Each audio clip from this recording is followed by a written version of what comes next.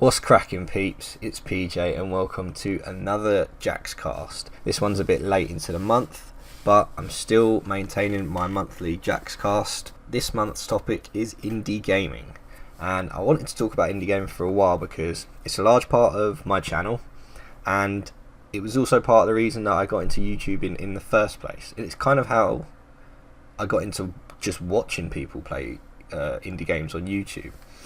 I remember it came all the way back to Five Nights at Freddy's, and I can't quite remember how I stumbled upon it. It might have been through watching The Game Theorist or something like that, and I started watching playthroughs of like Markiplier and big YouTubers like that, and it was just, I think that game sort of captured my imagination of sort of indie games, and then it sort of just started from there.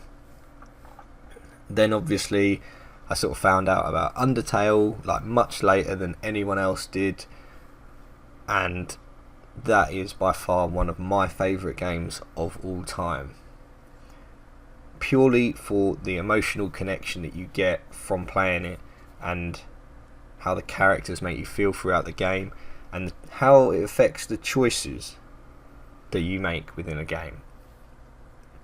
It does make you take a step back and think about sort of you as a person in a way. I know that seems like way over the top for a game, but it really does.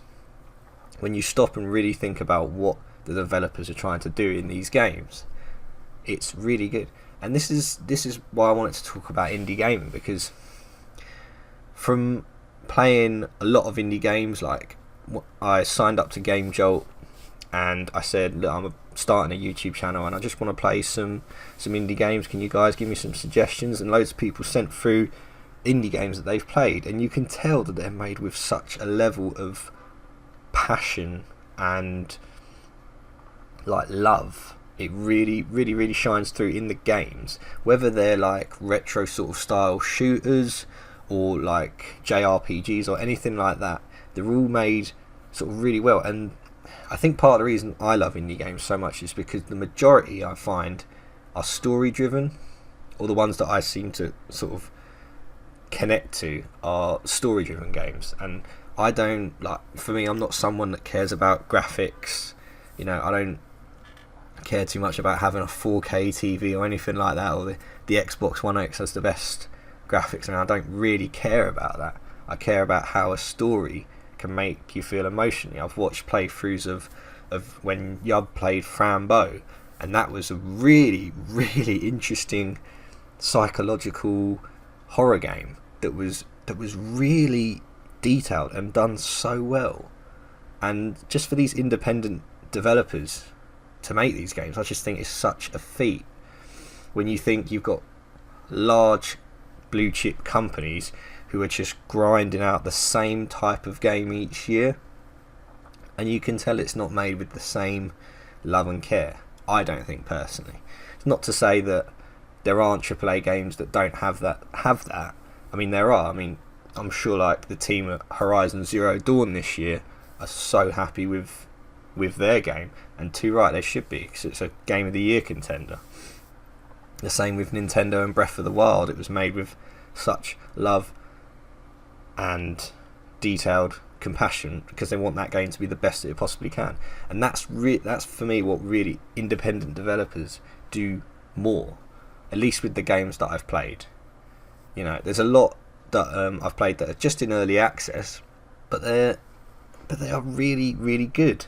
One game in particular that really caught me was An Aspie Life, and when I played through that, just to have something to take away from the game is far more important than anything else. And the takeaway from that game was how you might act or feel when you're around someone with Asperger's or someone on the autistic spectrum.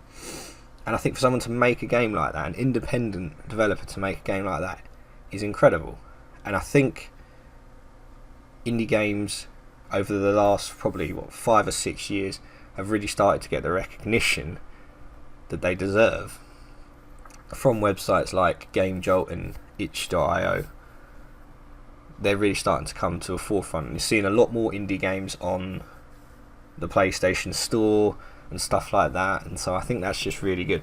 And that was all I really wanted to say. This isn't going to be a long podcast. I just wanted to talk a bit about sort of how I found indie games, and I'm definitely going to be continuing playing random indie games. I mean, I think these games really came to the fore with Five Nights at Freddy's and Undertale. They were probably the two biggest indie games that took off like they did,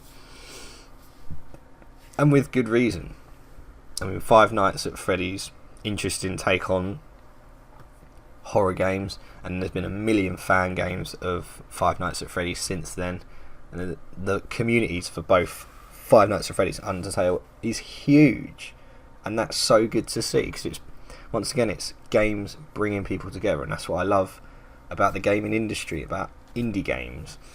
It's bringing about all these people who are just independent, either doing, like, they could be doing YouTube, they could be a Twitch streamer, an independent game developer, and the network that can be created through all this, I think, is really important, and another reason why I am doing this YouTube thing, because you get to connect with so many different people, and I think it's really, really good. So that's all I wanted to say on indie games, really, just to say about how much I love indie games. It wasn't too much, it was just to give a bit of love to the indie community. And if you are an independent game developer, send me your game to play. Send me the link. If you're over on Game Jolt, hit me up. I'm on there quite regularly. So if there are any games that you want me to play, let me know, and I will happily play it. So I'm getting through my list of requested games now, of ones that I'm actually able to play, and now I'm just going to be sort of picking and choosing any that look interesting.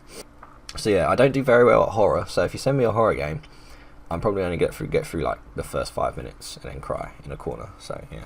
But that's the other aspect of indie game. I would say the horror games, indie games have the horror genre down, at least in jump scare format.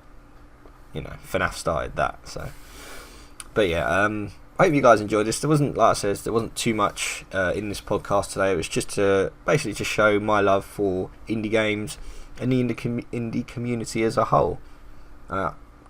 Indie devs, if you're watching, keep doing what you're doing. You guys do some brilliant stuff, and I look forward to seeing more and more of it. So thanks for listening, guys. I hope you enjoyed the Jaxcast. I'll have a new topic out next month, so if there are any topics you want me to talk about, I'll happily do that, so let me know. As always, I've been Patriot Jax, or PJ for short, and remember, guys, the game has just begun.